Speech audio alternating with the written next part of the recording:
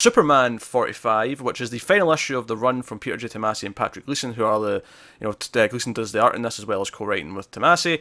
And we do have the special coming, though, next month. There is still a special that's going to wrap up the run as well, even though this is a very finale-esque run. In and of itself as well. It calls back to a lot of things early on. In fact, probably my biggest kind of bittersweet complaint about the whole thing is that it was kind of reminding me, this was all better in the first third of it when you were doing all this stuff. Wait, when you're in Hamilton, here's it is. 100% of the time they're in Hamilton, it's good. Almost 100%. I had one or two little nitpicks with this one. Yeah. Just with some of the dialogue, I felt like they went almost too sentimental in a couple of places. Yeah. There was one scene where John just randomly said to Clark, "I love you," and he's like, "I love you too, son," and it felt like it didn't build up to it. It was just like random in the middle of a page. Yeah. Like, okay. But still, they're not reading plaques off of a thing. Oh, absolutely, yeah. Minor complaint, because ultimately this was them saying goodbye to the house where they, raised John, and Lois crying as she's mopping the floor, and that was kind of sweet. And her taking the mailbox. The mailbox bit, that was my favorite. Yeah, Clark's like, that's illegal. That's illegal, honey. It's like, so. And you got Flash showed. I was like, isn't that illegal? Yeah. Poor Barry. He's like, we'll just use Barry to move everything because he's super speed. It's fine. Well, Lois just like, go on. Bathroom, living room, kitchen. We found out now too that it's 300 miles from Metropolis, so they were quite a bit away, in Hamilton County. Which they gave it some sense of geography, at least for me. With Flash going 300 miles. I do wonder though, is this the last of Kathy? Because we've got. I don't think so.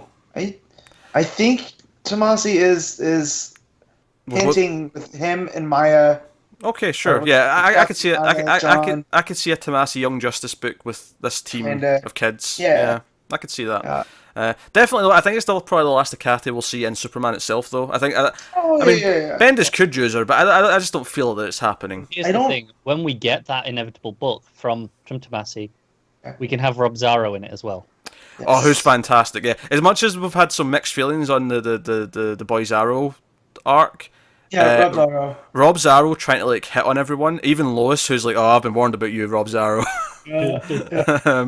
It's quality stuff. Well, I forgot that he came or didn't know that he went with. Yeah, he joined. When they said the Bizarro everyone. boys are being taken care of by Kathy and Maya, I was like, what? Who else went? Yeah, so what is this potential book then? Is it Robin, Superboy, Rob Zaro, Boy Zaro?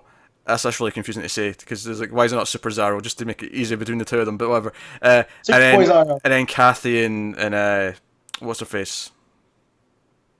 Nobody. Maya. Nobody. Yeah, Maya. Yeah. So I wish Super Sons wasn't ending so that we could get the Bizarro pairing just for one issue. I think we might get it in this new book if that's where we're going. Yeah.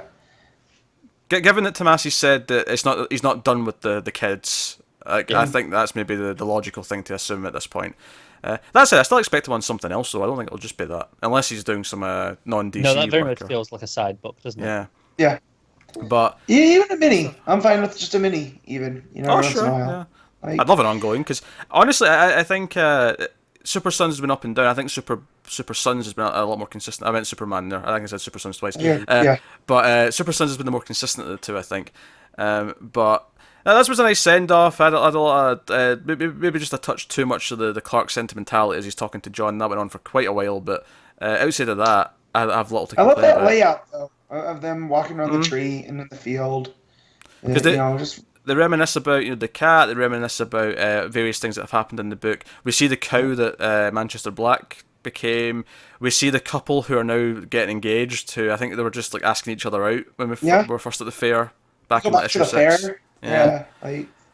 So. I guess that tells us it's been a year, right? Yeah. I'm assuming this is annual. A yearly fair, yeah. Well, and also we had that big creature that attacked as well, and they kind of made a ride at the fair around that squid. Yeah. So that was pretty fun. We got a statue. Mm-hmm. Yeah, Kathy making fun of it, telling John to get an eagle. Yeah. So it's a nice send off. It feels like the arc's complete, and it had its ups and downs, but it would have felt much better a year ago. Yeah, true.